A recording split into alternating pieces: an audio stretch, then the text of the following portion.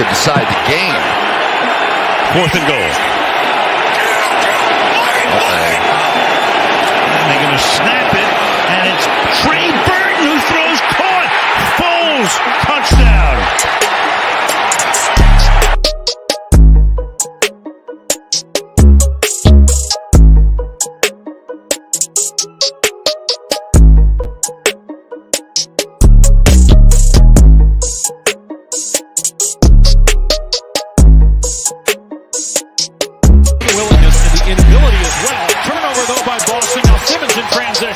What a pass to MB!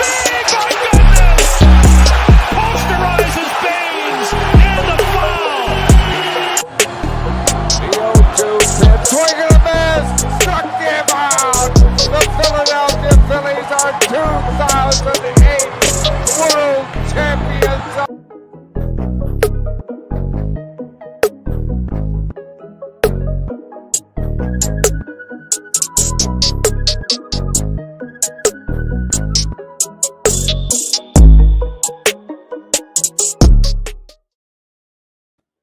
What is going on, everybody? Welcome back to the Phaithful Phanatics Show. As always, I am your host, Dylan Davis. The Phaithful Phanatics Show is brought to you by DSM Media. So, guys, if you're new to the channel, please hit that subscribe button on DSM Media's YouTube account. Turn on notifications, like this video, and also follow DSM Media on Twitter at DSM_media. Tonight, my co-host is my guy Scotty here at DSM Media. Please give him a follow as well on Twitter at Scotty Drown. Scott, day one of Eagles camp, football's back. How are we feeling on this fine Wednesday evening? So yeah, man, you hit it right on the head. Day one of training camp. These guys are finally on the field. We had a few surprises as far as just I won't say, obviously we don't know who's going to start just by these day one, who's practicing with who, but definitely some surprising depth chart lineups as far as day one. Some of them not where I expected. So that's kind of what we'll talk about as the show goes on. But that's what I'm most interested to talk about, to be all honest with you. But I'm excited to answer your question. I'm super excited. We got a lot to unpack on today's show. We're going to talk about day one of Eagles camp. We're not there. We don't get to see anything, but we got a lot of reporters, a lot of video, a lot of tweets, and notes to go off of about what happened today at the NovaCare complex. So we'll get into all those, break that down as best we can. The Flyers continue to stay busy in the offseason, so I'll be giving you my thoughts on, the most recent moves after the Ryan Ellis trade. And then I have a public service announcement to make to some of my brothers and sisters in the Philadelphia sports, fan base, because I'm really getting annoyed here, Scott, at all the negativity and the Twitter GMs and the I know better. We want to win, but we don't want to give up anything mentality. And I'm going to address that at the end of today's show. But let's start with the Birds, man, because like I said, football is back. It feels really good. As you know, we do turf talk together. I've been talking a lot to you over the course of the last several months about this Eagles team and about the upcoming season. Yeah. And I haven't been the most optimistic, but, it's like you walk outside and something in the air is different. They're back, and the sense of optimism kind of comes to you no matter, how you felt 24 hours ago. I feel better about this Eagles team simply because football is being played. It's fun. It's back. And I'm hopeful. Okay. So let's get into some of the notes here today, Scott. And let's throw this one at you because it's one of the biggest camp battles I think people were anticipating this year, and that is at left tackle on the left side of the offensive line. The former first-round pick who missed all of last year due to injury, and Andre Dillard, versus the guy that played rugby and could be a diamond in the rough in Jordan Mailata, who played really well last year in his absence. Today, Andre Dillard gets the first go of it with the first team as left tackle. What were your thoughts on that when you saw that break out this morning? Yeah, I was surprised. I think we did a poll, whether it was on DSM Media or my Twitter account, whatever the case may be. And I was kind of giving my takeaways on the poll, and my thought was just that, like, Jordan Mailata, like, that's obvious to me that he would, at least start camp as first in the depth chart. So I guess, it definitely caught me off guard seeing Andre Dillard as the, main or the number one guy there, first team reps. Obviously, it doesn't mean that he'll end up getting the spot, but I think what it tells you, one, either Howie Roseman is in Sirianni's ear, like, get this guy, this guy out on the front. That's my number one draft pick right there. Or Sirianni has seen his development, his growth this year on the practice field, in the weight room, and he has the confidence to do that. Or he's just playing. He's just playing around. He's mixing, matching, plugging in, and filling. So it could be any of those things. It's hard to say on just day one. But if we see this kind of carrying on, it'll kind of show you where the coaching staff and maybe Howie Roseman might be in somebody's ear there. Yeah, so to go off your coaching staff and Sirianni point, it's interesting because one thing that I am hopeful and kind of, rejuvenated about with this new regime is the fact that as they are unknown, but none of these guys were their guys. They weren't hand selected by these guys. You know what I mean? Yeah. And outside of Stoutland, it's an entire new coaching staff. So today there were some surprises. Obviously, Alex Singleton is in COVID protocols. Rodney McLeod isn't participating yet. We're hopeful that he'll be ready by week 1, but he's not going to play in camp. And then my point is, you're seeing a lot of last year's rookies, a lot of these young guys, get the first team reps today in place of those guys. Whereas last year and in previous years, I feel like Marcus Epps would have been the safety instead of Kayvon Wallace today. Craig James or whoever would have been the other linebacker. Another linebacker would have been out there instead of Davion Taylor. Yeah. Andre Dillard, he gets the start today with the first team. So it is interesting. My point of view is the first thing you said, and I know there's pushback because it's a win-win for Howie in some people's eyes. It's a win-win. My first round draft pick pans out. Or I found look what I did. I found a diamond in the rough in Jordan Mailata, 6'8" body, freak athlete, etc. I get that standpoint, but at the same time, you can't, it's frowned upon to keep missing on first round draft picks like Howie Roseman has been. Yeah. And with this Andre Dillard thing, there's no way after he missed last year, Howie's not. We know how he likes to meddle, how him and Jeffrey are in the game day-to-day, game day operations of this franchise like no other organization sees from their management. And in my opinion, Dillard is getting the first crack at it because he is that former first round pick. And we need to force feed this former first round pick rather than playing the guy that might be more deserving. I'm not saying Jordan Mailata is more deserving. I don't know how good Andre Dillard or how bad Andre Dillard looked today. Maybe he looked really good at left tackle. But that's my point of view as to why he got the first hack at it with the first team. Yeah, and just to kind of piggyback off that point, there was also reports about Kerrigan and Dillard like going at it, or no, I may be getting that confused. I may be getting Mailata and Kerrigan. So I take that back. Mailata and Kerrigan had some battles in camp today, so I take that back because I was just going to speak on how Dillard may be performing, but just to kind of talk about the Howie point, even Sirianni. Also, the trend that we're kind of seeing here, and I'm sure you'll bring it up soon with the wide receiver room, but it seems like they're just trying to see what these young guys got. And how are you going to get, the best out of Andre Dillard? How are you going to get the best out of guys like J-Jaw? You put them up against the best players on your team, and you're going to see Andre Dillard go against first teamers. We're going to see how good he really is. So the other end of that stick could be that they're just seeing if these guys have any value, you know what I mean, to this football team. And I don't have a problem with that. I think you throw them out there, and I thought that's what we should have been doing. You throw them out there in the fire. The good ones will stick. The bad ones will suck, and at least you know what you have. And, I'm just kind of happy that they're going to get that chance, and we're going to get the chance to finally see if these draft picks are actually even, if they're actually, duds. Everybody's criticizing Howie Roseman the last couple seasons.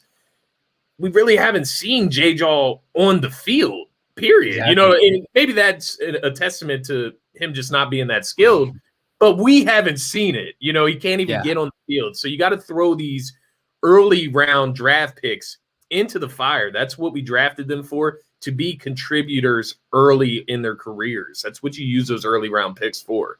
So I have no problem with him throwing him out there. Yeah, and to kind of just stick with the youth of it all is like the one thing that a lot of people are optimistic about with this new coaching staff and with Sirianni is player development and wide receiver development. And, to see, like you said, I don't need to see J-Jaw go out there in the second or third preseason game against the third stringers and, look good. I don't need to see any more of that. I've seen it for the past couple of seasons. We're not down there. They're down there. They're going to be working with these guys every single day. They're going to be seeing it up close and personal. How does J-Jaw look in a slot against Devontae Maddox? Not that that's, a big, testament as to how he'll play against other corners, but how does he look on the outside versus Darius Slay or Steven Nelson or whoever? Throw them to the Wolves early, see what they got, see if you can develop them. If not, next guy up. And that's how I would approach this thing. But to kind of just keep it moving with more of today's notes, Scott, we'll do 2 for 1 here because I've already mentioned them. Kayvon Wallace got the first team rep across from Anthony Harris at the safety position in place of an injured Rodney McLeod right now.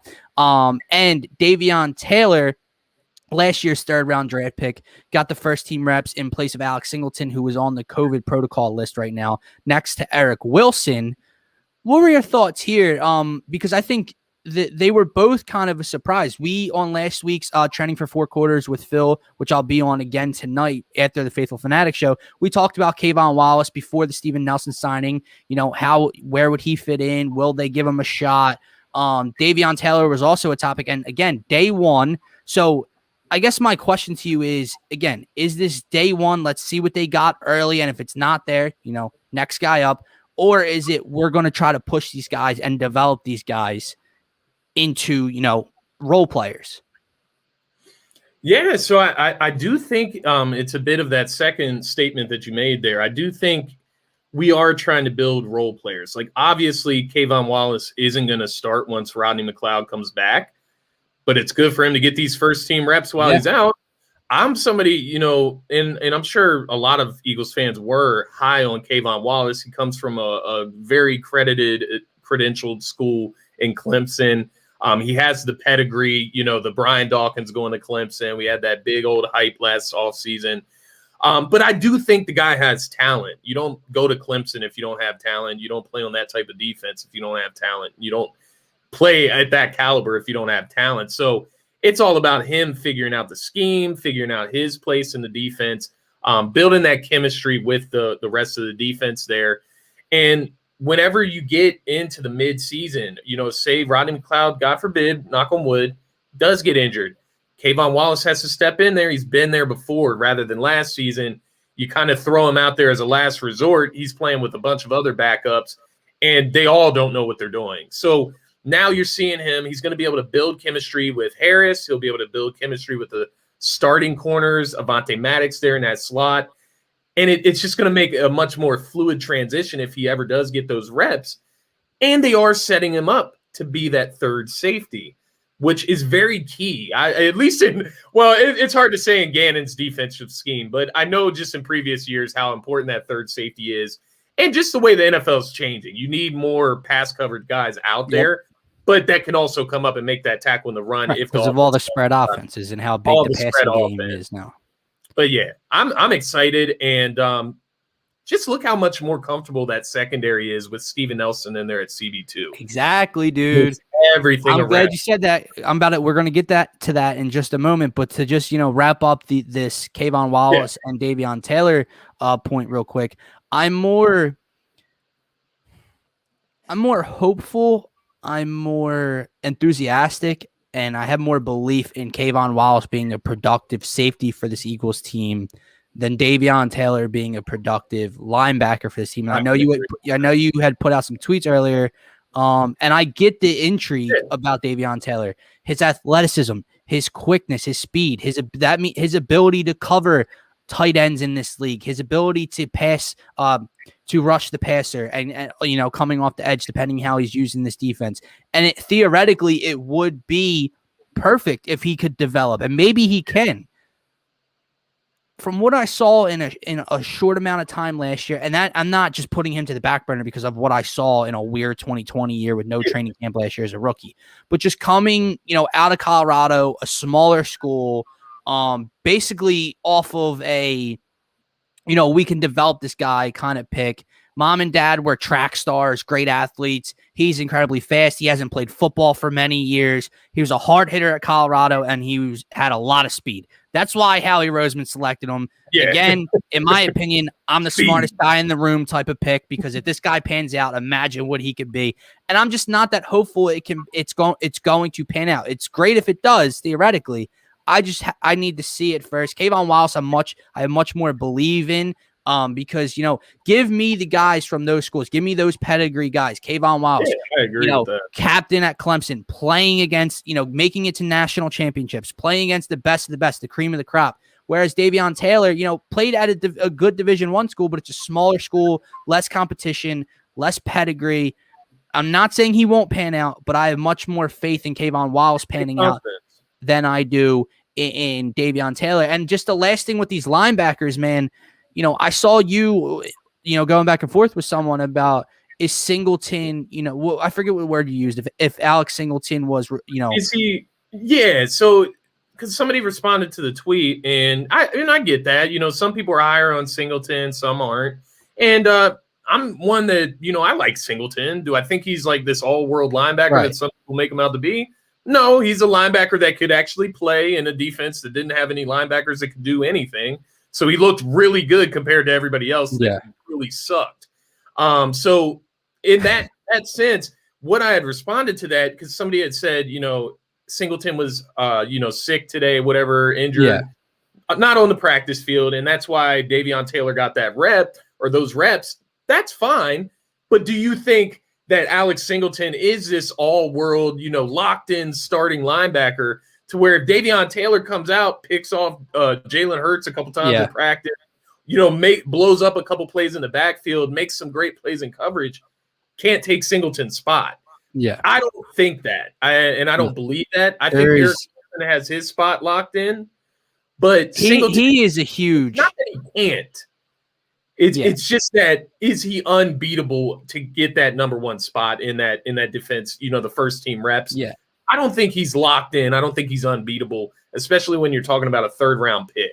Here's the issue, right? So let's say the Eagles play a lot of two linebackers this year, which is the vibe I'm going to get from Gannon, right? Eric Wilson's locked in. Here's my thing with the Davion Taylor story here. I think Davion Taylor is probably the fourth or fifth best linebacker on this Eagles team. And that's not saying much considering we know what these linebackers are. Why he can have a shot to have a role in this defense is because what is everyone's attribute? What are all the linebackers decent at, Scott, on this defense? Run stopping. Yeah. None of them. Eric Wilson, not great in pass defense. Alex Singleton, not great in coverage. TJ Edwards, I like TJ Edwards, not great in coverage. Sean Bradley, not great in coverage. Davion Taylor, because of his speed and his athleticism, I think that's why he was out there today over the other guys with the first team next to Eric Wilson. And I think they're trying to, okay, if Eric Wilson's a really good run stopper linebacker, we kind of need a guy at linebacker who's decent in coverage. And I think that's what they're trying to figure out. That is the one way I think Davion Taylor, can get into this role of some sort at this linebacker position, because I'm sorry, as of right now, he's not better than Eric Wilson. He's not better than TJ Edwards. He's not better than Alex Singleton. That puts him fourth at most, highest right now. But because he could have potential in coverage, maybe he has a shot to, like I said, have a defined role on this roster. Because and I like how you spoke on the two linebacker scheme, because I see, I was just actually pulling up the Eagles depth chart just to see who is that other linebacker if they do decide to have three, and it looks like Sean Bradley's in that first team spot. Another guy that I don't think has anything locked in at all. None of them do, and that's the thing. None of these linebackers, maybe outside of Eric Wilson, and I don't even know if he does, has a locked spot here, because none of them from last year or previous years have deservingly locked in a spot. So we'll see. And just to kind of end it on that linebacker point there, with Eric Wilson, the thing that kind of disappoints me with all this, and don't mind me for not being clued into where, Eric Wilson actually plays in the linebacking spot, but they brought him in as a middle linebacker. And like you said, I'm actually a big fan of TJ Edwards. especially in that middle linebacking spot. And that's why you're not going to see him on the field, Right. even over a Davion Taylor, like you said, because he lacks that pass coverage so much. We saw him get burnt very often in pass coverage. So it's guys like that, that are he's not versatile. He's only going to be good for one linebacking spot, and that's going to be the middle linebacker spot. So that's what worries me with TJ Edwards, although I do believe he is better than Davion Taylor. I do believe that Singleton is better than Davion Taylor. But I think when you're speaking of a young team like this, developmental piece, you need to see what you have in these guys. And playing a guy like Alex Singleton, who on a good linebacking corps is probably a special teams only type of guy. I got to see what I have at least. But as far as me saying that, Davion Taylor could be a surprise, I don't have any inside information on Davion Taylor as to why he would take this huge jump in the second year. Just me speaking with optimism. We could do is go off of what we hear for right now and what we've seen on the field in the past, because we have to see the future. Going off of context clues, I'm going to say this is our man Phil Phaithful right here, given that it says Phil S. and also the words rebuild/retool, because I know Phil has thrown out retool a lot. We are all excited, but also in a rebuild/retool year. Play the younger guys like Taylor, because the other guys aren't a part of the future for sure. Great point. And moving on from the linebacking position now, Scott, which is definitely a big question mark, because that is the one position that Howie, he filled CB2 with Steven Nelson. He filled that other safety spot with Ant Harris. Yeah, he brought in Eric Wilson, but that's another run-stopping linebacker. Who steps up this year? We'll see. I'm just glad. Addition by subtraction, Nate Gary is not a linebacker for the Philadelphia Eagles anymore. So maybe just by that standard, they are a better linebacking room already. Just some other little notes. Oh, you brought up the Steven Nelson point. So great point. On day one, Steven Nelson was signed 5 minutes ago, and he is, got the first team reps across from Darius Slay, Avonte Maddox back in the slot. And that's what I love to hear. That's why he was brought here. So to your point, you said it's funny. It's crazy how Steven Nelson fixes so much. And that was one of my biggest things. CB2 was a glaring hole. So now you put a serviceable, and that's what he is. He's a cornerback too. He's not a star. He's not a ball hawk. He's not a shutdown, lockdown number one corner, but he's a guy who can go across from Darius Slay, and he's good. He's a good cornerback too in this National Football League. But it doesn't just fix that. It allows Avonte Maddox, who was shorter and slower on the outside, to move back to his natural position in the slot at that nickel position now. That fixes cornerback 3 and the slot. It also allows this defensive line to not have to cause so much havoc and get to the quarterback so quickly anymore, because the secondary is getting torched and getting killed, especially in that Jim Schwartz defense, which is another thing we haven't spoken on yet. Yeah. But the Jim Schwartz defense, that sticks defense, slant, crosser. Hopefully we don't have to see any of that anymore. So the secondary gets to help the defensive line. The defensive line gets to help the secondary, and the Steven Nelson addition helped all of that. Yeah, no. And, I'm with you. I said it earlier, but like you said, you move. My biggest thing for me, I guess, is just that secondary in general. Moving Avonte Maddox back to the slot and, even making him expendable, he can play a little bit of that third safety role as well if you're looking for more of a coverage guy. But I love the fact that we get Avonte Maddox back in the slot. He was a guy, his rookie year, his second year, he was making plays on the ball, and he was making those plays from the slot position in most situations. And I think it just gives him a little bit more freedom to kind of be that ball hawk down there in the middle of the field. You can kind of see where the quarterback's operating most of the time. So overall, love the move for Avonte Maddox so much, because we get to see once again, obviously he's not an outside corner, but he's being forced to play outside corner. Let's see if he is good enough to be our slot corner going forward.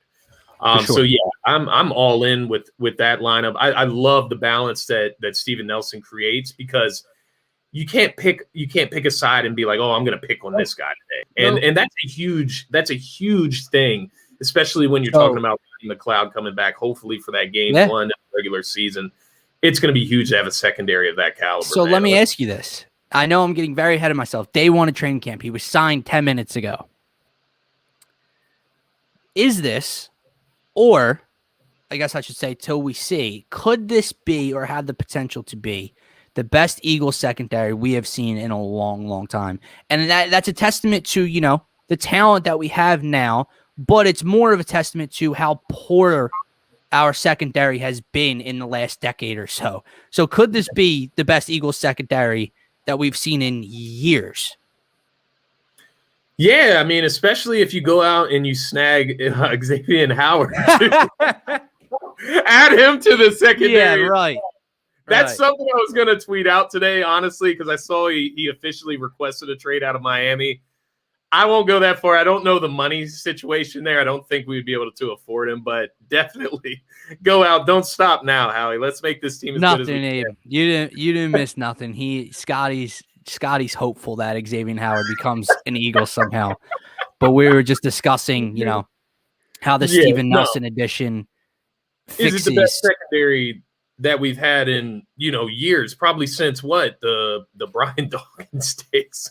I mean, dude, I'd have to go back and look, right? But I mean, just the Byron Maxwells, the Bradley Fletchers, just a mess, dude. The Ronald, I know we won a Super Bowl, so it's hard to argue, but really, the Ronald Darby's, the Jalen Mills, man. Marcus Epps. I mean, we had to sit here and pretend we loved Jalen Mills for years, man. Right, the finger wag after he didn't even do anything because the quarterback overthrew a ball out of bounds. But oh my God. I'm glad we don't have to see that anymore. Just moving up, sucky player ever. Oh yeah. Just wrapping up a couple more notes, Scott, because we are at the 25-minute mark already. Yeah. Zach Ertz did report to camp. He is on the field. He participated in 11 on 11s. And I guess just a quick few-minute conversation I want to have here, because I know that our man George is done with Zach Ertz. I know a lot of people are. And I know that people are hopeful for Dallas Goedert. And, he's in a contract year. He's supposed to be getting this big extension from the Eagles. And we thought this relationship of Zach Ertz and the Eagles was fractured and it's over. In my mind, Zach Ertz can still be a very good tight end in this football league. I don't know if it's in Philadelphia or elsewhere, but just from some of the reports I've seen today of him, speaking with Howie Roseman, whatever the hell that conversation went, I have no idea. But him helping Devontae Smith line up correctly a few times, him just being that veteran presence, dude, because quite frankly, not only do I think he can still be productive on the field, this offense is so young outside of the offensive line. They need a veteran presence somewhere. And I think Zach Ertz could be that guy. I don't know how it works, but I'm not just one of these guys that wants to cut Zach Ertz or throw Zach Ertz in the trash because of one down year when the entire team sucked. Maybe his days are numbered. Maybe he's past his prime. I don't know. But I still think Zach Ertz can give you something. I don't know. Maybe I'm wrong. Maybe I'm just hoping that, an Eagle that I did love from the past regime can still find his way through. No, you're not wrong. I get the incline to want Dallas Goedert to get his chance, and I want him to as well. I love Dallas Goedert. I think he's probably more talented than Zach at this point in their careers. That being said, it doesn't mean that Zach Ertz is some bum. I don't believe what I saw last year, especially with the inconsistent line play, the inconsistent quarterback play, injuries. He was injured a lot of last season. It was a contract year. It was he was just a mess, fighting with Howie in public. He's got a new hairstyle, man. He's feeling good.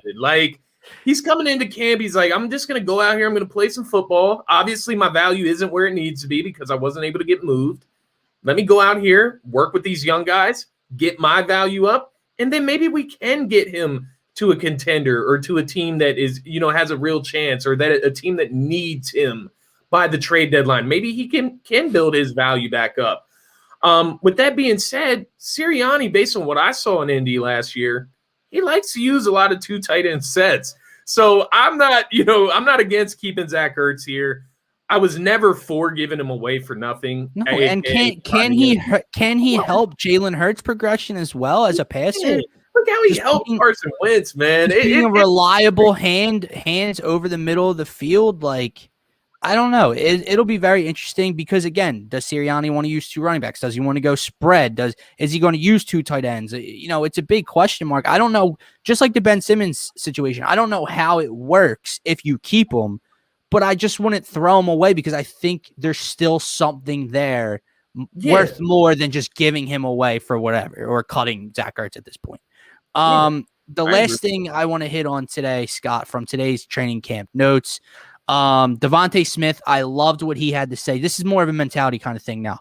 Devontae Smith after practice, wasn't too thrilled with himself, said he, held himself accountable, said he didn't have the best first day, so on and so forth. He stayed after to talk with Jalen Hurts and the other wide receivers. He talked to Darius Slay about things he saw and what he can do better. Him going back and forth with Darius Slay. Darius Slay gets a pass breakup 1 play, 2 plays later. Devontae Smith gets some separation, catches a touchdown pass from Jalen Hurts against Darius Slay. Him going against Darius Slay every day is only going to make the former Heisman Trophy winner even better before the start of this regular season. And I love his mentality off the field. Yeah. Another guy, I really like Jalen Hurts' press conference today.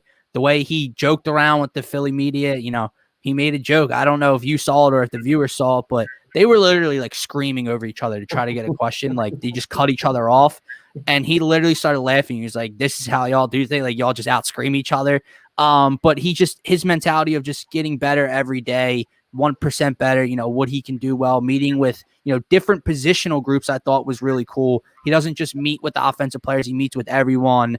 He doesn't think he doesn't see himself having to force being a leader. And the one thing I love that he said was, someone asked him about his leadership and he said, if I'm not doing my job, no one's going to follow me.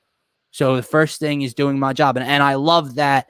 The on the play stuff, the arm accuracy, all that is still TBD for me. I will see that throughout training camp and in week 1, and Jalen Hurts can make me the biggest believer all time. I was really impressed with his first press conference today in training camp. Getting to the last point, and it's something you and I talked about pretty in depth for about 10 minutes before the show. And I'm going to catch a lot of flack here, Scott. So just like I said, Jalen Hurts still needs to win me over on the field, but he's won me over partially on the microphone. Nick Sirianni is really going to need to win me over on the field and with his play calling and with this dynamic offense, hopefully. Because in front of a microphone, it ain't it. And I'm going to catch a lot of pushback here and a lot of flack because I'm a hater and he's new and he's young. And don't you love the energy and the charisma? No, I don't. Every single press conference. I don't know. I love the energy and the charisma when I see him on the field with the players and getting the most out of the players and the excitement and the hype and the just constant love of football. I love that. It's not the energy. It's not the way he says things. It's what literally comes out of his mouth, Scott, that I can't take. There's something in every press conference that is so cliche, so high schoolish, so movie-ish. And today it happened again. The attack line, Scott. And for those of you who didn't see it, they asked him, what is next after practice today? And he said the players are going to go attack their rest. And then we and the coaches, we're going to go in the film room and we're going to attack the film. Then we're going to go in the meeting room and we're going to attack the meeting. Then we're going to go back and rewatch the film and attack the film again. And then we're going to attack the meeting again. What? The players are going to attack their rest. Stop. It's corny. It's cliche. It's high school football, not the National Football League Philadelphia Eagles. I don't care. You can call me a hater. You could say, "What? Don't you love the energy, the charisma?" I'm not talking about the way the excitement and the passion he has. It's literally the words that come out of his mouth, Scott, that I cannot stand. That was brutal to listen to, dude. You're just going to attack everything. They're going to go take a nap. They're going to attack that nap. We're going to watch this play on the film. We're going to attack it. We're going to talk about it and attack it. Shut up. Shut up.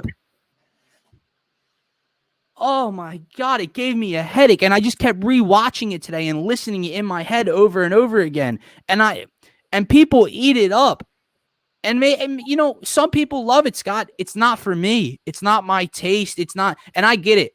I get it's a fresher breath air to some people compared to what Doug was and what Andy Reid was and how some coaches have been in their press conferences. I get all that. They're dry. They're bland. They don't give away too much. This guy's fun. He's passionate. He's loud. He loves the game. He's excited. I get all that. It's the pure words that he spews that drive me insane. From his opening presser about how much he loved his brother, and when they asked him about, dude, in his opening press conference when he said, when they were drafting in Indy, how upset he was on draft nights because he wanted certain guys, but the Eagles had taken him. Who the hell had the Philadelphia Eagles drafted that you wanted in previous years? He's talking about how excited he is for the wide receiver talent and how his brother, they asked him about scheme, and he told a story, a real long story about how his brother coached the high school team to a state championship, and then the next year he had to adjust his scheme, and he did it again. How much he loved his brother. That's all great. I'm not hating on this guy for being proud of his brother. I'm hating on it because it's corny. It has nothing to do with the National Football League and the Philadelphia Eagles. The rock, paper, scissors, shoot shit, whether it was a joke or not, corny. We're gonna attack our rest. Corny. That wraps up my first rant of tonight's show. But go ahead, Scott. Hey man, I get it. I do, and I am one of those people that I do appreciate the breath of fresh air because I was telling you before the show. I think the Philadelphia media gets to these coaches. They're rough. They dry them up. You know what I mean? It gets to the point where they become unsociable, you know what I mean? And they just don't even want to talk to you. They'll give you these basic answers just to get out of the press room. And, I do appreciate that part. What I think, and I could be totally wrong here. Maybe it's part of the optimistic Scott coming out of me. But I'm wondering if he just saw, like, the way everything was handled before, just the overcomplicating things. Because you know what he sounds very simple. Like he's like a simpleton. Like he's just very simple in everything that he says. Like attack. We're gonna attack the sleep. It's like he has to talk to these guys like they're little children. Right, but like what? Like they're gonna go attack them. Youth. I don't know what it is. I do. I recognize that it looks like he has like great interactions with his players. Now we've heard the rumors that the locker room is unsure, and what F those rumors. You take it with a grain of salt, right? Obviously, Lane came out and disputed it, notably.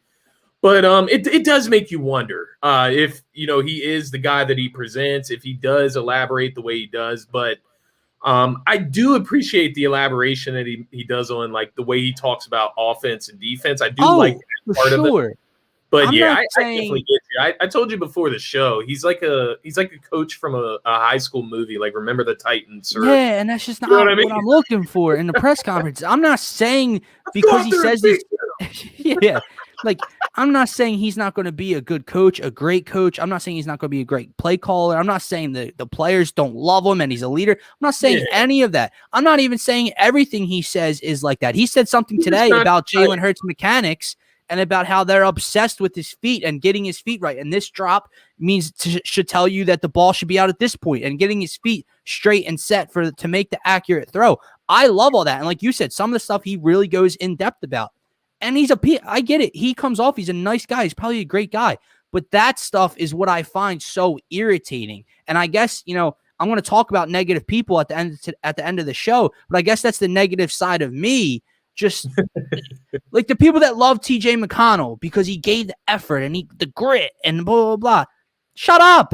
Oh, TJ, go get your pom-poms and go get like how he would come off the bench all hyped and everything and slap everybody up. Like, go back there. Like, I couldn't stand it. And like, I don't care about all that stuff. I care about production on the football field. And this ain't it. What if, this is like the devil's advocate, what if he comes out and the Eagles are just going out there and knocking people's heads off? Are you going to be riding with him like, attack? You know what I mean? If he's successful, like, is it like then cool? I'm riding with him. I don't dislike Nick Sirianni. I'm not counting him out or discrediting him as our head coach. I'm riding with him. I'm riding with this team like I'm riding with Jalen Hurts. It's all TBD that way.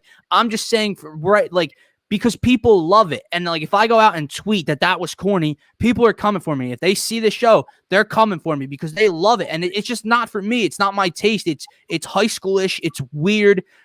They're going to go attack their rest. Dude, who are you talking to? They're going to go nap. They're going to go relax. They're not attacking. And they just kept going with it. If he just said like attack once or twice, whatever, no one would have remembered. But he's going to attack the meeting room twice and the film room twice. Stop. Like, that's so corny goodness. to me. That's like it reminds me of when Carson Wentz, you would hear him like when he's plugged in and he would be like, heck yeah. Like, yeah. Yeah, like so PG. How can anybody get hyped to that? Like, yeah. Yeah, like that doesn't hype me up. That just I get it. It's corny, and at the end of the day, that's how we all should feel. We don't need to fall in love with this head coach that we don't know. We don't know him. We don't know what his caliber coach he is. So I definitely feel you. You can't put all your eggs in that one basket. One thing, I know you want to get to the Flyers. I just wanted to throw it out there. It was just another surprise from training camp I wanted to mention.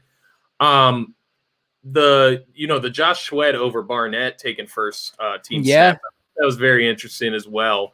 But it's another, indicator of that youth movement. I just wanted to throw that in there as well.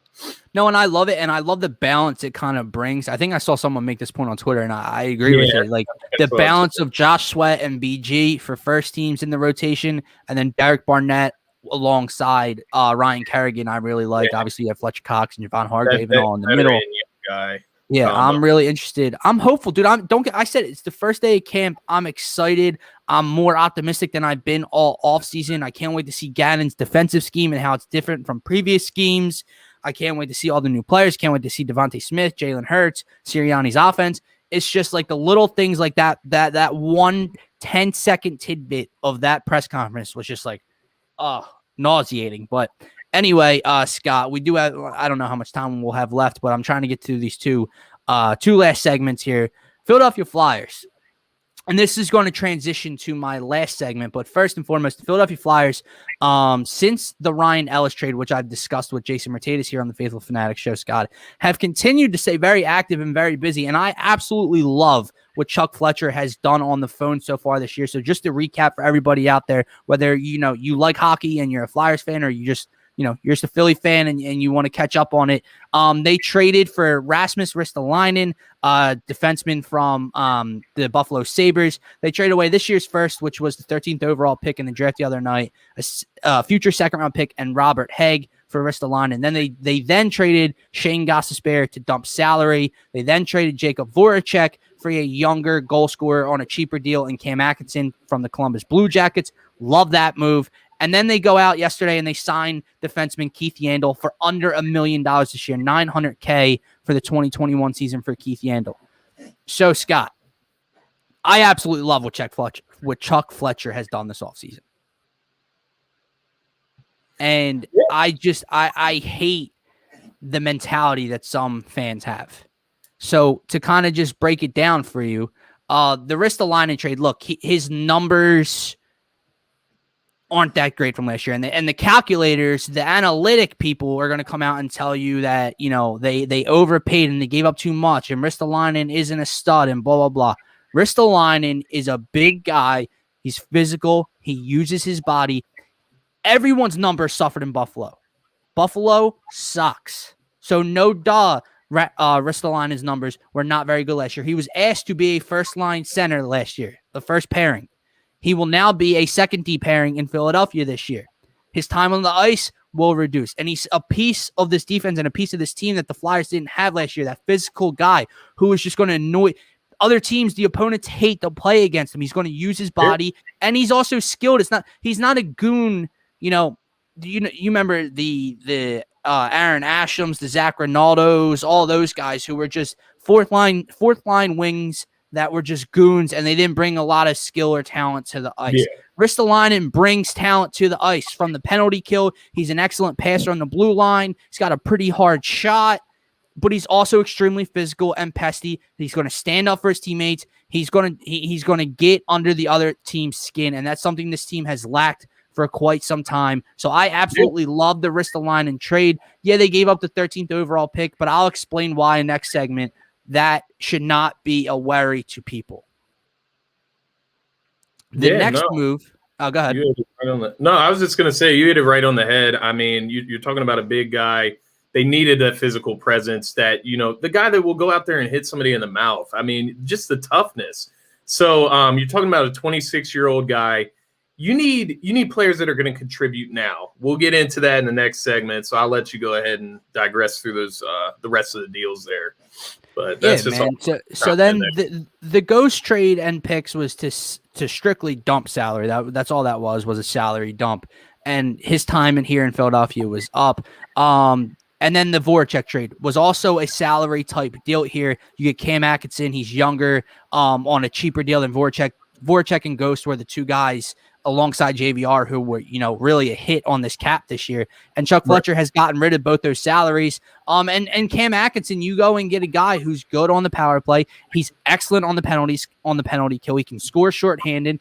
And in previous seasons, I believe he scored 35 and 41 goals. He's a goal scorer. He might not be the definition of a pure sniper, but the kid can put the puck in the back of the net. He's got a lot of energy. He's quick on his skates.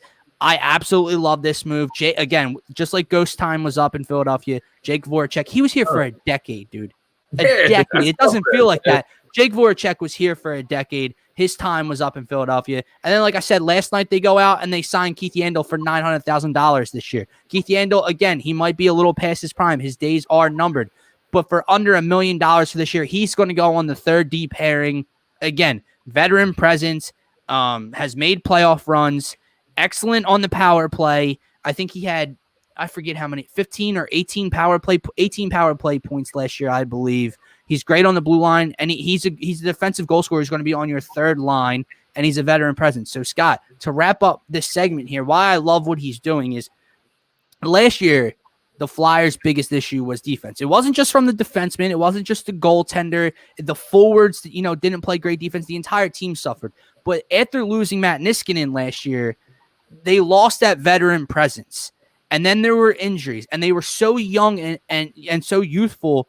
And they switched around their D pairing so much in a shortened season. There was no continuity. There was no trust. There was no familiarity with their defensive pairings.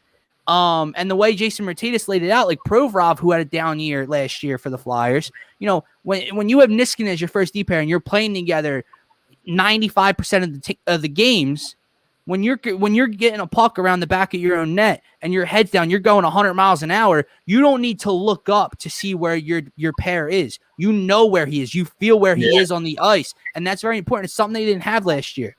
And like I said, the youthness was a huge part of it. The inexperience was a huge part of it, and they suffered bad on defense last year. They were the worst. They had the most goals against last year in the entire NHL.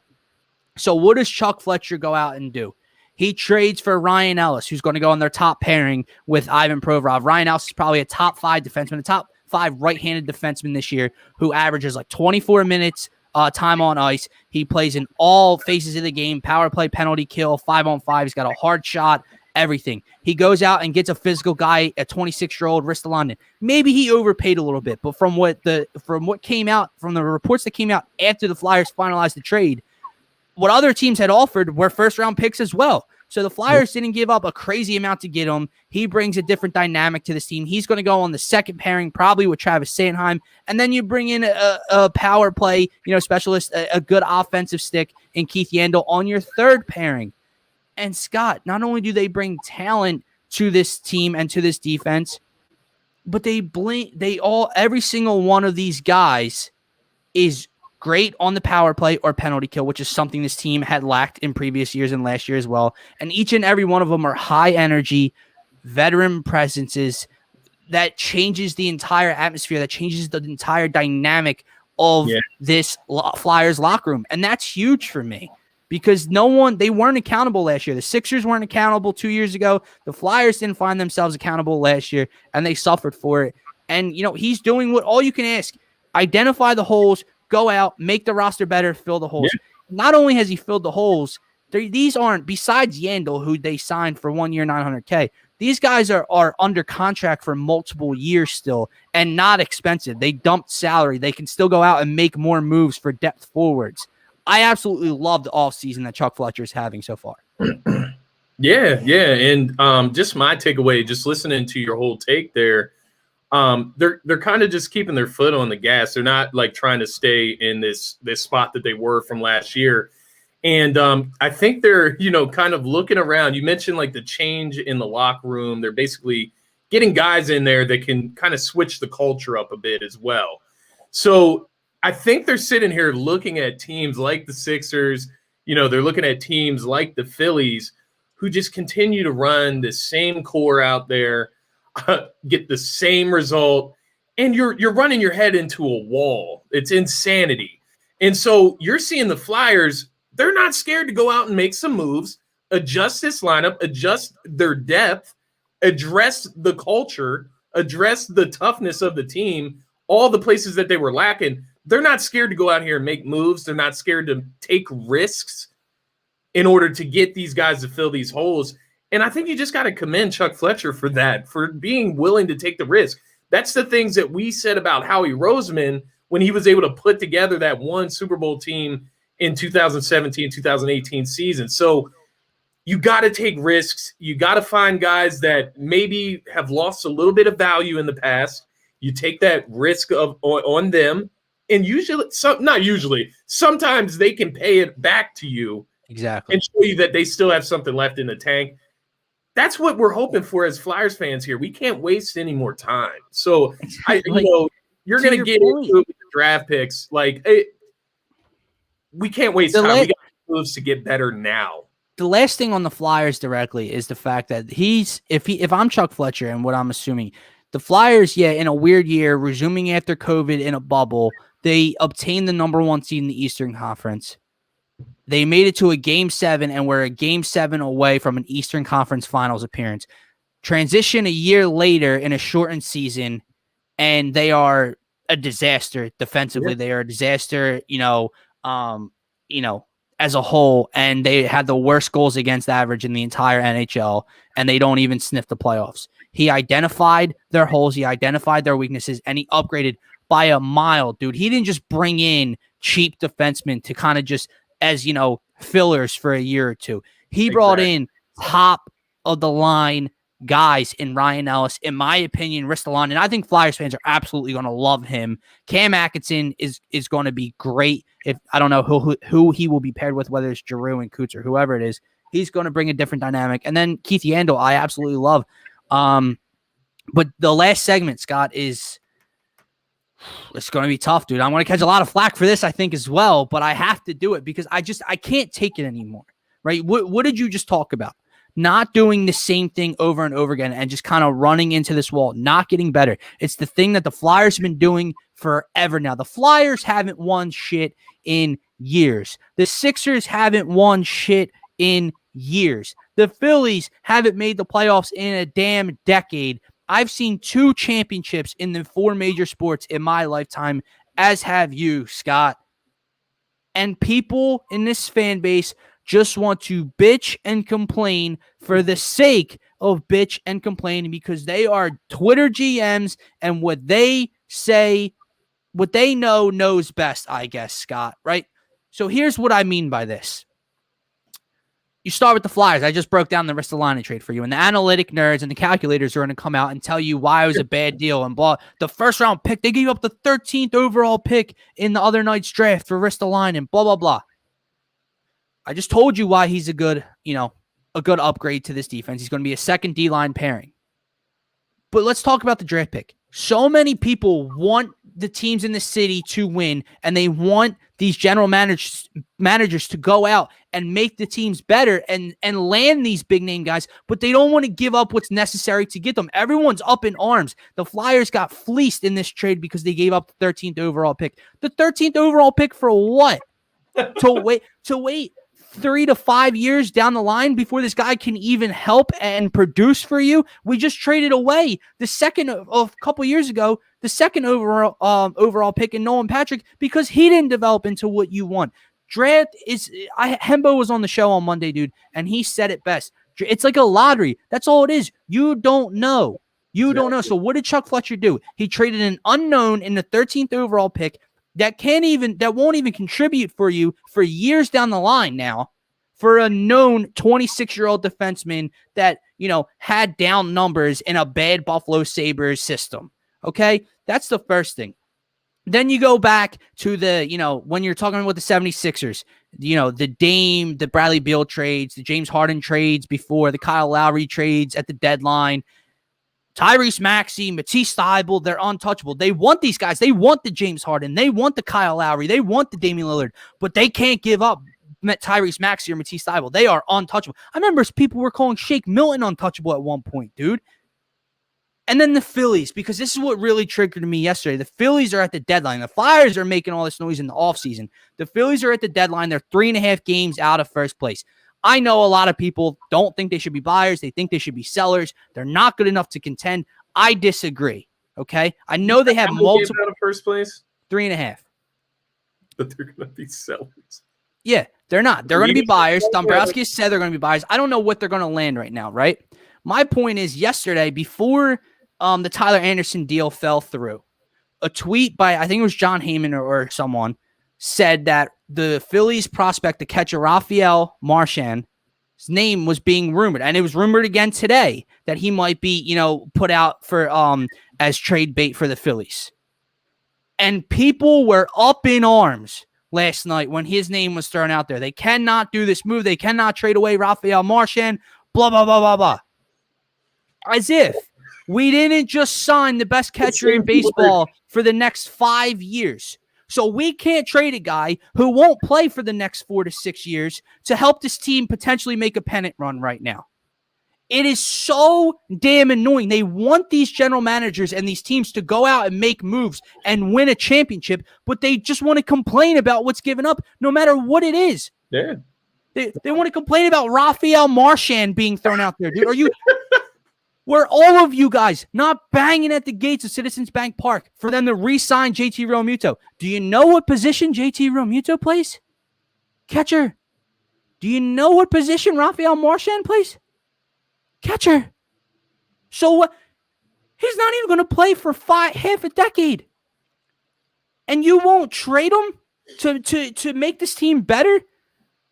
You were so upset over the 13th overall pick, as if you know that what the Flyers pick at 13 is A, gonna work out, because like I said, it is a lottery. You have no idea. It's unknown. And B, can't contribute for the Flyers for 3+ years.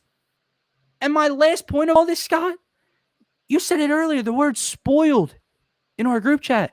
And I'm not calling our whole fan base spoiled, but it's just these people with these mindsets that bitch and complain about everything, that don't want to give up these assets like they know better or something. These teams haven't won shit. The Sixers haven't won a damn thing in like 4 decades. The Flyers just made it out of the first round of the playoffs for the first time in 2020 in I don't know how many years, in over a decade. The Phillies haven't made up the playoffs in a decade. And we're going to sit here and complain about trading prospects and draft picks. And I'm not even talking about the Abels of the world or the Bryson Stotts of the world for Phillies. I'm talking about Raphael Marchand. When we have JT Realmuto locked up for 5 years. And they're complaining, Scott. I can't take it. It's asinine. It's truly asinine. Yeah, I mean, it is. It's just truly asinine. The way, people overvalue young players. They overvalue potential. They overvalue, draft picks itself. Like, on a team like the Phillies, they're going for it now. Like, they have Bryce Harper and JT Realmuto. They're going for it now. Why? What are we waiting? Like, you're bringing up these minimal, farm system guys that you have to get rid of to bring in somebody that's going to contribute now. You have to You're give to get out of first place. Don't you want to get first place? And I get some people being hesitant, thinking like I know they have multiple holes. I know they have bullpen issues. I know they have defensive issues. I know they have back end and the rotation issues. And it's hard to believe he can fill all these holes. He doesn't have to fill every hole. Zach Eflin will be back. If they would have made a trade for a back end of the shelf starter for a fourth starter, and then go out and add a Kimbrel or whatever to the back end of this bullpen, they're 3.5 games out, like you said. But no, it's the people that know better, Scott. Because Greg from Bethlehem, because Dan from Old City tells you that the Flyers shouldn't have traded the 13th overall pick and they got fleeced. But yet he still wants Ristolainen, though, right? You have to give to get in the professional leagues, and they don't get that. And it's mind-numbing, and I can't take the complaining anymore. Yeah, no, and I'm with you. I guess my biggest connection to that feeling is probably with the Sixers. You mentioned it, how people say that Matisse Thybulle, Tyrese Maxey are untouchable. When you have stars the caliber of Joel Embiid, a superstar, one of the best players that has ever played in Philadelphia, it is time to go now. You cannot waste time with these guys. All it takes is one bad season for these guys to request a trade. Look at Carson Wentz. I mean, it's all it takes is one downhill season where this team's falling apart.